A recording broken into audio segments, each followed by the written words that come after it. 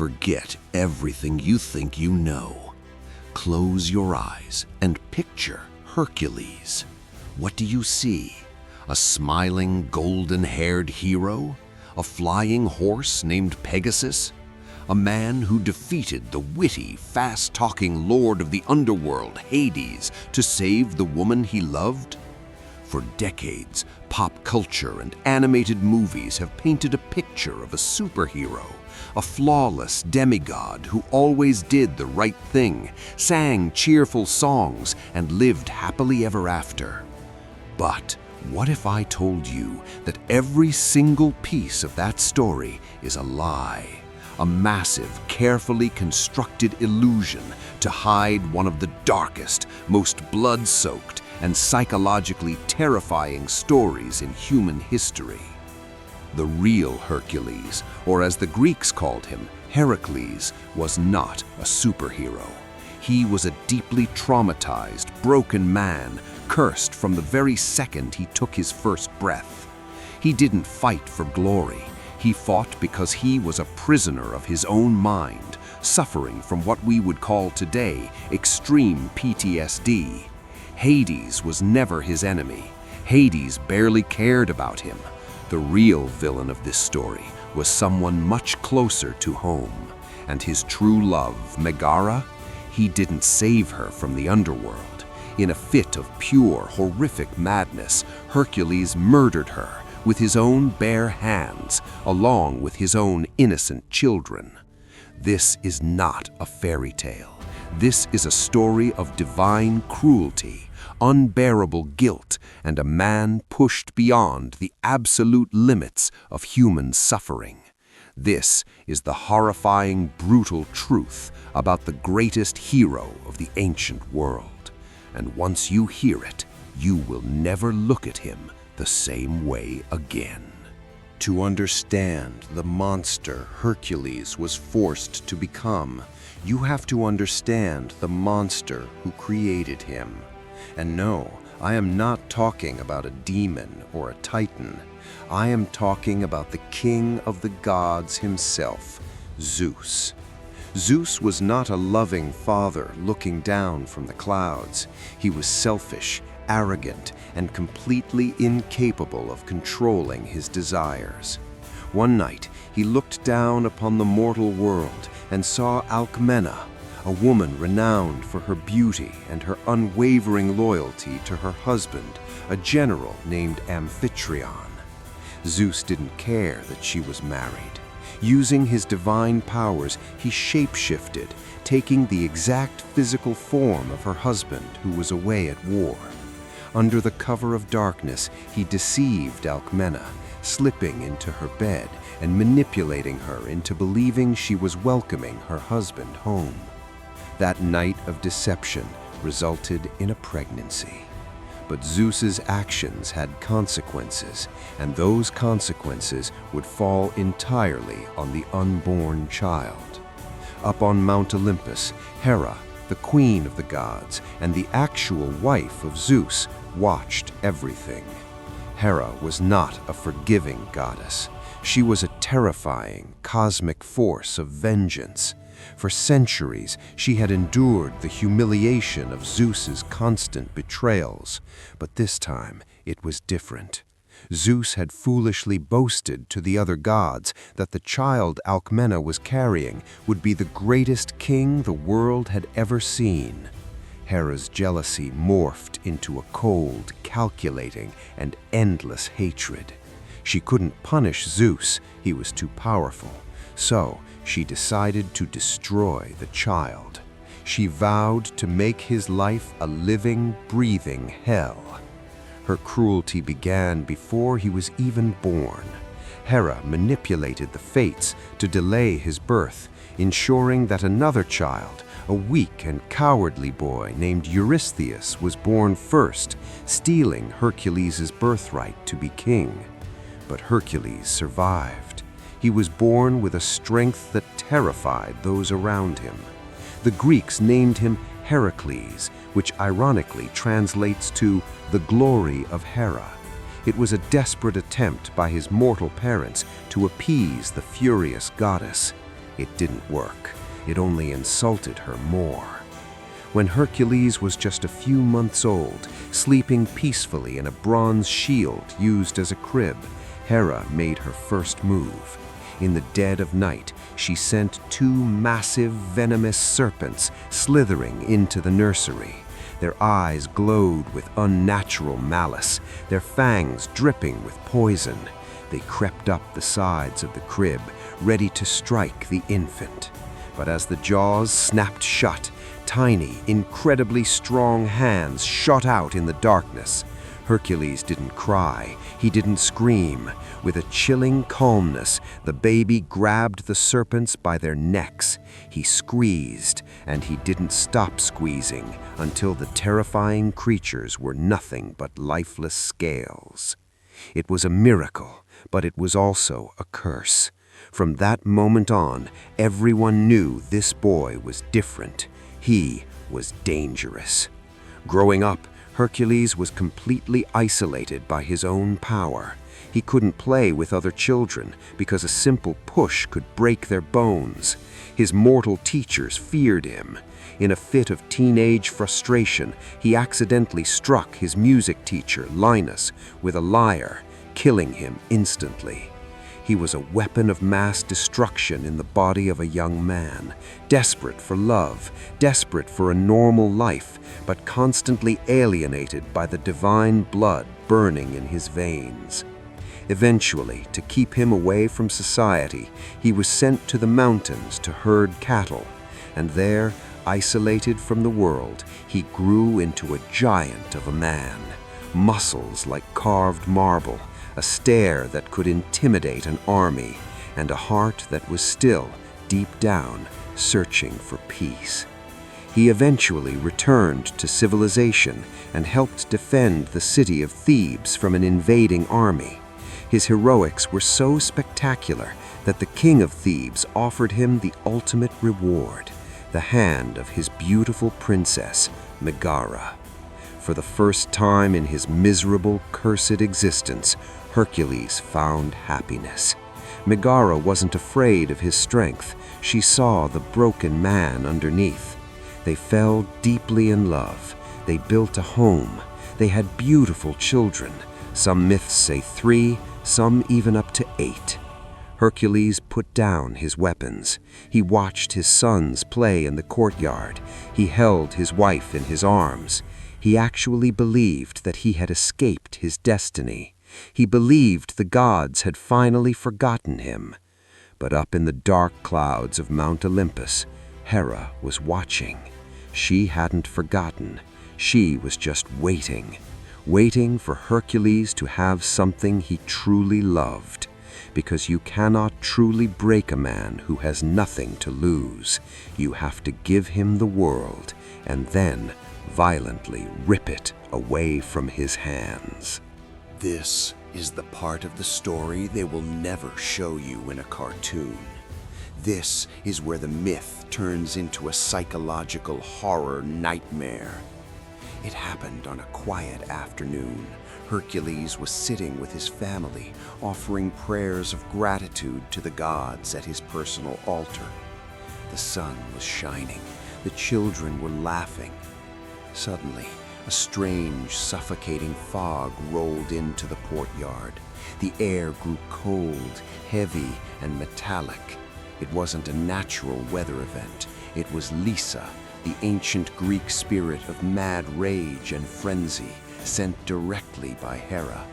She slithered into Hercules' mind like a dark parasite.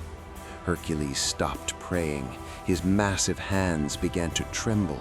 He slowly turned to look at his family, but his eyes were no longer his own.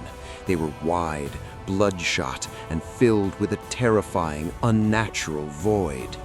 Through the twisted, demonic hallucination created by Hera, Hercules no longer saw his beloved wife and his innocent children. The illusion was flawless and terrifying. He looked at his living room, but he saw an enemy battlefield. He looked at his little boys, but he saw the monstrous armed soldiers of a rival king coming to assassinate him. He looked at Megara, the love of his life, and saw an enemy commander orchestrating his doom. The survival instinct kicked in. The divine strength flared. He let out a roar that shook the foundations of the house. He grabbed his massive bow and his heavy wooden club. The children, confused and terrified, ran toward his father, calling his name, asking for a hug. But Hercules didn't hear father. He heard battle cries. With brutal, unstoppable force, the greatest hero of Greece unleashed hell upon his own living room. He shot arrows into the corners, hunting down his own sons. When Megara, screaming in pure horror and heartbreak, threw herself in front of him to protect her last surviving child, Hercules didn't hesitate. Blinded by the magical psychosis, he swung his massive club. In a matter of minutes, the beautiful home was reduced to a slaughterhouse. The silence that followed was deafening. Suddenly, the goddess Athena, taking pity on him, threw a heavy stone at Hercules, knocking him unconscious. The spell of madness immediately lifted. The spell was broken. Hera had achieved her masterpiece of suffering. Hours later, Hercules slowly opened his eyes. His head throbbed. He looked at his hands. They were covered in blood. He looked up, expecting to see the enemy soldiers he had fought in his vision. Instead, he saw the reality. He saw the broken toys. He saw the blood-stained walls. And he saw the lifeless bodies of the only people who had ever loved him. And he realized that he was the one holding the weapon. The scream that Hercules let out that day is said to have echoed across the entire continent of Greece. It wasn't a scream of pain. It was the sound of a human soul shattering into a million irreparable pieces. He grabbed his hair. He clawed at his own face, wishing for the ground to open up and swallow him whole. He wanted to die. He tried to end his own life right there, but his friends held him back, wresting the weapons from his bloodied hands. Disney told you he fought monsters to save his love. The truth is, Hercules realized that he was the monster. Exhausted and empathetic, consumed by a guilt so heavy it would have crushed a normal man, Hercules exiled himself into the wilderness. He stopped eating. He stopped speaking. He was a ghost haunting the forests, waiting for a predator to kill him, but nothing could kill him. Desperate for a way to cleanse his soul, to wash the blood of his family from his hands, he traveled to the Oracle of Delphi to ask Apollo how he could atone for the ultimate sin. The Oracle, secretly influenced by Hera, gave him a horrifying sentence. To purify his soul, he had to travel to the kingdom of Mycenae and serve King Eurystheus for 12 years. Eurystheus was the exact boy who had stolen Hercules' birthright. He was a cowardly, pathetic, and cruel king who hid in a bronze jar whenever Hercules came near. And now, the most powerful man on earth was forced to be his absolute slave. Eurystheus, guided by the whispering hatred of Hera, didn't just give him tasks. He designed impossible, suicidal missions, the famous 12 labors. They weren't grand adventures, they were execution attempts. His first task was to kill the Nemean lion, a massive beast whose golden fur was completely impenetrable by mortal weapons. Arrows bounced off it, swords shattered against its skin. Hercules tracked the beast into a dark cave. With no weapons able to pierce its hide, he realized there was only one way. In the pitch black, he wrestled the giant lion bare-handed. He locked his massive arms around the beast's neck, enduring deep, agonizing claw marks tearing through his flesh until he literally choked the monster to death. He used the lion's own razor-sharp claws to skin it, wearing its impenetrable pelt not as a trophy of pride, but as an armor of grief. But it only got worse. His second labor was the Lernaean Hydra, a terrifying serpentine water monster with 9 heads. Cut one off, and 2 more grew in its place. Its breath was highly toxic. Its blood was a deadly, corrosive acid. Fighting waist-deep in a poisonous swamp, breathing in toxic fumes, Hercules was violently outmatched. It was only with the help of his nephew, Iolaus, who used a burning torch to cauterize the bleeding neck stumps, that he managed to stop the heads from regenerating. After killing it, Hercules did something that would seal his dark fate forever. He dipped his arrows into the Hydra's black, acidic blood. He now possessed a weapon so deadly, a single scratch meant an agonizing, incurable death. For over a decade, Hercules suffered. He waded through mountains of lethal manure to clean the Augean stables in a single day, an act designed purely to humiliate him. He fought the flesh-eating Stymphalian birds. He traveled to the literal edges of the known world to steal the golden apples of the Hesperes, even taking the agonizing weight of the entire sky onto his shoulders to relieve the Titan Atlas. And for his final, most terrifying labor, Eurystheus sent him to the one place nobody ever returns from, the underworld. He was ordered to kidnap Cerberus, the massive 3-headed demon dog that guarded the gates of the dead. It was here he met Hades, but Hades didn't fight him. Impressed by Hercules' sheer, broken willpower, Hades simply said, "You can take the dog, but only if you can subdue him without using any weapons." So, covered in the darkness of hell, Hercules wrestled the 3-headed demon dog with his bare hands, dragging the terrified beast all the way to the surface, making King Eurystheus cower in terror. He completed the 12 labors. He was officially cleansed. But forgiveness from the gods doesn't cure a broken mind. Hercules was free, but he was hollow. Years passed. The hero wandered the earth, fighting wars, killing tyrants, forever searching for a peace he could never find. Eventually, he met a woman named Deianira and married her. He hoped desperately for a second chance at happiness. One day, while traveling, they needed to cross a raging river. A centaur named Nessus offered to carry Deianira across the dangerous water, but Nessus betrayed them. Halfway across, the centaur tried to assault her. From the riverbank, Hercules heard her scream. Without hesitation, he drew his bow, took an arrow dipped in the black, toxic blood of the Hydra, and shot the centaur straight through the chest. Nessus collapsed, the acidic poison destroying his organs. But as he lay dying, the centaur wanted revenge. He whispered a malicious lie to Deianira. He told her that his centaur blood was a powerful magical love potion. He told her to collect some of the blood from his wound and keep it safe. "If Hercules ever stops loving you or looks at another woman," the centaur gasped, "rub my blood on his clothes. He will be yours forever." Deianira, naive and desperately in love with her husband, believed him. She collected the poisoned blood and hid it away. Years later, Hercules was returning from a victorious military campaign, bringing back female captives.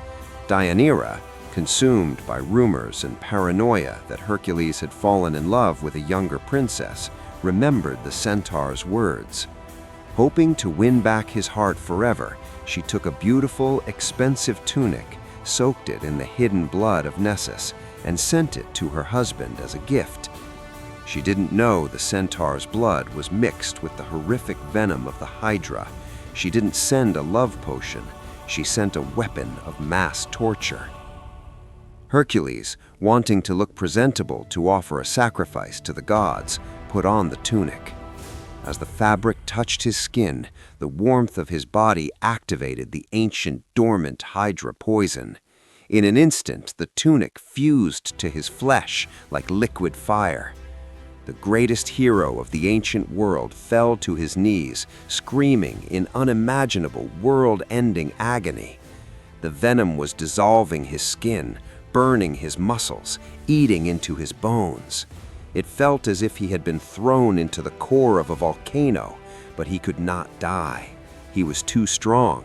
His divine endurance kept him alive, forcing him to feel every single second of the flesh-melting torture.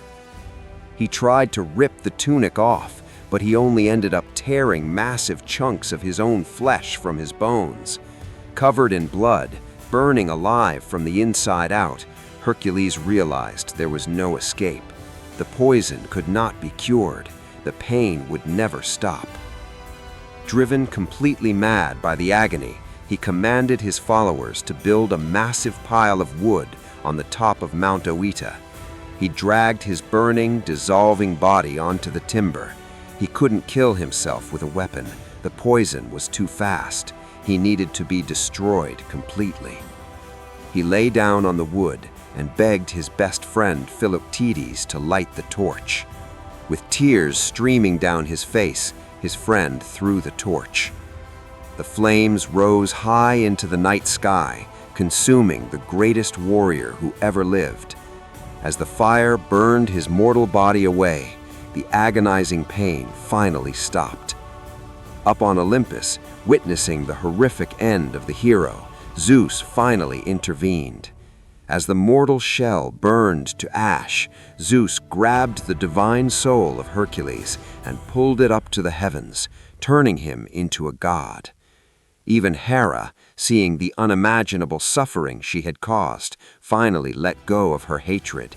They gave him immortality, but it was too late. Hercules became a god, but he lived his entire human life as a tortured prisoner of fate. He didn't want glory. He didn't want immortality. All he ever wanted was to be left alone, to love his family, and to find peace. The Disney movie shows you a boy discovering he is a god and learning to be a hero. The true myth shows you a man discovering he is a monster and spending his entire life trying to be human again. It's a story about the devastating weight of trauma. It's a story about how the gods play games with our lives, treating human suffering as a passing entertainment. And it's a story that proves that the most terrifying monsters we ever face aren't dragons or lions, but the darkness hidden inside our own minds. Next time you see a statue of Hercules, don't look at his muscles. Look at his eyes. Look at the lion's skin on his back. That's not a trophy. That's a man carrying the weight of the sins he couldn't control. If you enjoyed discovering the dark truth behind this myth, hit the subscribe button and like this video. It tells the algorithm that you want more real, unfiltered mythology. Leave a comment down below. Who do you think was the real villain? Hera for her cruelty, or Zeus for starting it all? Stay tuned, because the true stories of the ancient world are far more terrifying than they ever told you.